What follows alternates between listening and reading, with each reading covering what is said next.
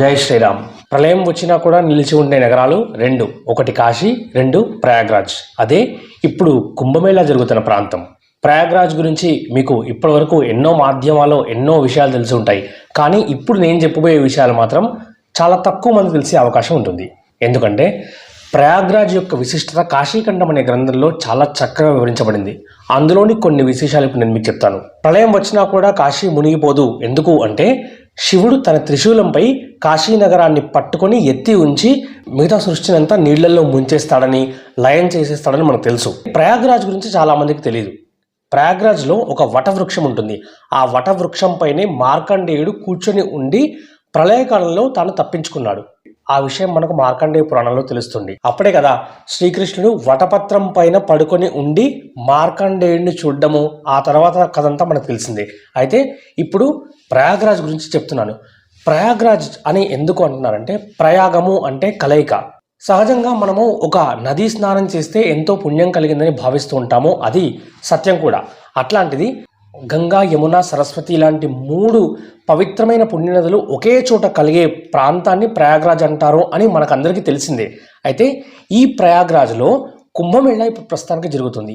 ఇప్పుడు నేను మీకు చెప్పబోయే విశేషాలు ఏంటంటే, ప్రయాగ్రాజ్కి దగ్గరలో నైమిషారణ్యం అనే ఒక ప్రాంతం ఉంటుంది. ఈ నైమిషారణ్యం యొక్క విశిష్టత ఏంటి అంటే, సనకాది మహామునులు బ్రహ్మదేవుడి దగ్గరికి వెళ్ళి మేము తపస్సు చేసుకోవడానికి ఒక ప్రశాంతమైన స్థలం కావాలి అని వాళ్ళు బ్రహ్మదేవుడిని ప్రార్థించగా ఆయన ఒక పూలవంతిని భూమిపైకి విసురుతాడు.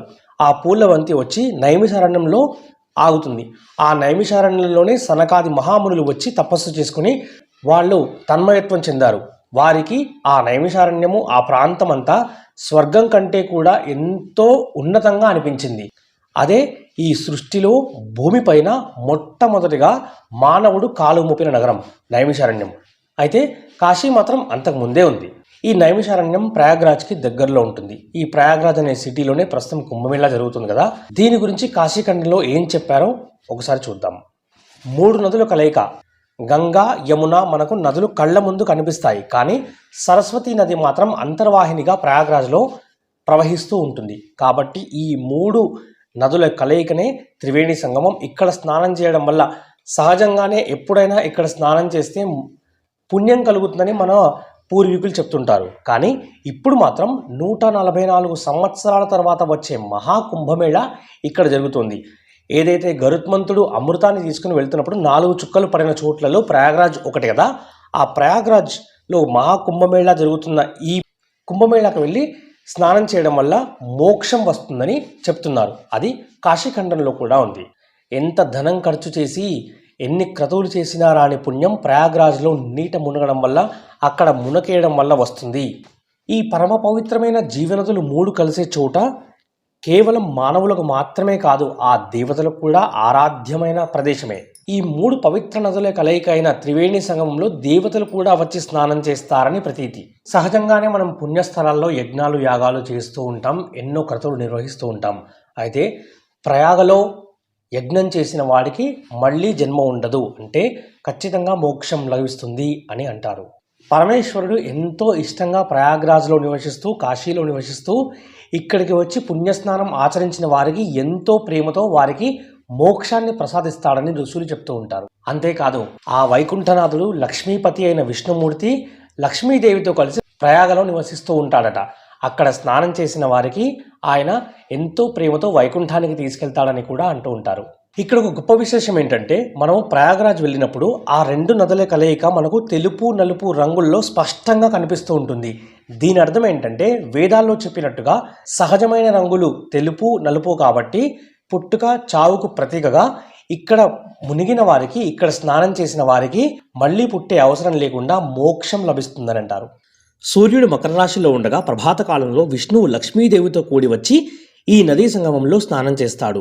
అలాగే గోలోక నుంచి గోమాతలు, కాశీ నుంచి కాలకంఠుడు, ఇంద్రాది దిక్పాలకులు, గరుడ గంధర్వాదులు, యక్ష రాక్షస పిశాచాదులు వచ్చి త్రివేణి సంగమంలో స్నానం చేస్తారు. బ్రహ్మలోకం అనే ఒక మహోన్నతమైన సౌధంలో చేరడానికి ప్రయాగ్రాజ్ ఒక దిట్టమైన నిచ్చెన.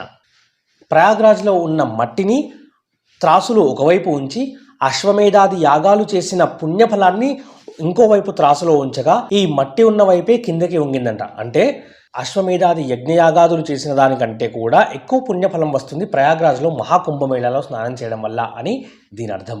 ఈ కుంభమేళాలో స్నానం ఆచరించడానికి సనాతన ధర్మానికి చెందిన వాళ్ళు మాత్రమే కాదు, దేశ విదేశాల నుంచి కూడా ఎంతోమంది వచ్చి పుణ్యస్నానం ఆచరించి పవిత్రులవుతున్నారు. మనం చూస్తున్నాం ఎన్నో మాధ్యమాల్లో కొంతమంది విదేశీయులు చెప్పడం చూస్తున్నాం, ప్రయాగ్రాజ్ నుంచి తమకు పిలుపు వచ్చిందని, ఇక్కడ మహాకుంభమేళాలో స్నానం చేయమని తమకు అనిపిస్తుందని ఇక్కడికి వచ్చి కుంభమేళాలో స్నానం చేసి వాళ్ళు పవిత్రులైనట్టుగా భావిస్తున్నారు చాలామంది విదేశీయులు. అంతేకాదు ఇక్కడ స్నానం చేసినందువల్ల ఒక విదేశీయుడు కంటతడి పెట్టుకున్నాడు. ఎందుకంటే ఆయన ఇంతకు ముందు కుంభమేళా జరిగినప్పుడు వచ్చాడట. ఇప్పుడు దాదాపుగా ఆయనకి 57 సంవత్సరాలు అలా ఉంటుంది. మహాకుంభమేళాలో స్నానం చేయడం, బతికి ఉండి అలాగే ఒంట్లో శక్తి ఉండి ఈ అదృష్టం రావడం ఎంతో ఆనందమైన విషయమని వివిధ మాధ్యమాల్లో ఆయన తన అనుభవాన్ని పంచుకున్నాడు. ఆయన ఏడుస్తున్నప్పుడు, ఆయన కంటతడి పెడుతున్నప్పుడు అడిగారు ఎందుకు ఏడుస్తున్నావు అని. ఆయన చెప్పిన మాట ఏంటంటే, ఈ జన్మకి ఇదే నా కుంభమేళాలో ఇదే నా చివరి స్నానం, చాలు ఇక నేను భగవంతుని దగ్గరికి వెళ్ళిపోతున్నాను, మిగిలిన జీవితాన్ని గడిపేశాక నేను ఖచ్చితంగా భగవంతుడి దగ్గరికే వెళ్ళిపోతున్నాడని ఆయన ఎంతో నమ్మకంగా చెప్పడం చూస్తే ఇదే కదా నా సనాతన ధర్మం అని గర్విస్తున్నట్టుగా అనిపిస్తుంది. అలాగే ప్రయాగ్రాజ్, కుంభమేళా ఇలాంటి విశేషాలన్నీ భారతదేశంలో ఉండడం, అందున మనము భారతదేశంలో ఉండడం, అందులోనూ మనం సనాతన ధర్మానికి చెందిన వారై ఉండడం కూడా ఎన్నో జన్మల కింద మనం చేసిన తపస్సు కావచ్చు, పుణ్యకర్మాలు కావచ్చు, మనం ఇలా భారతదేశంలో సనాతన ధర్మంలో పుట్టాం. అంతేకాదు ప్రయాగ్రాజ్ వెళ్ళడానికి, కుంభమేళాలో స్నానం చేయడానికి కేవలం మనకు కావాల్సింది భక్తి మాత్రమే. ఎందుకంటే ధనమున్నవాడు విమానంలో వెళ్తాడు, లేదా రైల్లో వెళ్ళొచ్చు, లేదా బస్సులో వెళ్ళొచ్చు, లేదంటే సొంత కారులో వెళ్ళొచ్చు. ధనం లేనివాడు కూడా ఆటోల్లో, బైక్లు తీసుకొని వేల కిలోమీటర్లు ప్రయాణించి ప్రయాగ్రాజ్ వెళ్తున్నారు. ఇదే కదా సనాతన ధర్మంలో ఉన్న గొప్పతనం. వారు వెళ్ళి వచ్చి వాళ్ళ అనుభవాల్ని మీరు చూడొచ్చు. ఇన్స్టాగ్రామ్లో కానీ, యూట్యూబ్లో కానీ, ఫేస్బుక్లో కానీ వాళ్ళు వాళ్ళ అనుభవాలను పంచుకుంటూ కన్నీరు మున్నీరు అవుతున్నారు. ఇంతకంటే సౌభాగ్యం, ఇంతకంటే అదృష్టం బహుశా ఈ జీవితంలో ఇంకా ఉండకపోవచ్చు వాళ్ళు వాళ్ళ అనుభవాలను చెప్తుంటే ఎంతో గొప్పగా అనిపిస్తుంది. నేను కూడా ప్రయాగ్రాజ్కి వెళ్ళాను, కుంభమేళాలో స్నానం చేశాను. అక్కడ అప్పుడు మునక వేసినప్పుడు కానీ, అక్కడ ప్రయాగ్రాజ్లో అఖాడాలో ఉన్నప్పుడు కానీ, అక్కడ భోజనం చేసినప్పుడు, అక్కడ నీళ్లు తాగుతున్నప్పుడు, అక్కడ ఉన్నంతసేపు కూడా ప్రకృతి ఒడిలో ఆ మహాశివుడి చెంతనే ఉన్నట్టుగా ఆ తన్మయత్వానికి లోనయ్యాను. నేను అనుభవంతో చెప్తున్నాను. కాబట్టి ప్రయాగ్రాజ్కి మీరు కూడా వెళ్ళండి. కొంతమంది అంటున్నారు ప్రయాగ్రాజ్కి వెళ్ళాలంటే, మహాకుంభమేళా వెళ్ళాలంటే అక్కడ ఎంతోమంది జనం ఉన్నారని, వెళితే ఎన్నో ఇక్కట్ల పాలు, ఎన్నో కష్టాల పాలు అవుతుంటామంటారు. ఇప్పుడు మీకు ఒక మాట చెప్తాను వినండి. 67 ఏళ్ల ఒక అతను, పెద్ద మనిషి, తల్లి ప్రయాగ్రాజ్కి వెళ్ళాలి, కుంభమేళాలో స్నానం చేయాలి అనే కోరిక తీర్చడానికి ఆయన తోపుడు బండి పైన 780 కిలోమీటర్లు తల్లిని మోసుకొని వచ్చాడు. ఇంతకంటే కష్టం ఉంటుందా? ఇంకొకతను తెలంగాణ నుంచి సైకిల్ పైన యాత్ర చేశాడు. ఇంకొకతను మహారాష్ట్ర నుంచి సైకిల్ పై కుంభమేళాకి వెళ్ళాడు. ఇంతకంటే కష్టం ఉంటుందా? ఒక్కసారి ఆలోచించండి. జీవితంలో వచ్చిన మహద్భాగ్యాన్ని, ఇంత మంచి అవకాశాన్ని వదులుకోకండి. దయచేసి ప్రయాగ్రాజ్ వెళ్ళి కుంభమేళాలో స్నానం చేయండి. ఆ తర్వాత జీవితంలో జరిగే అద్భుతాలు మీరే అనుభవించి తెలుసుకుంటారు.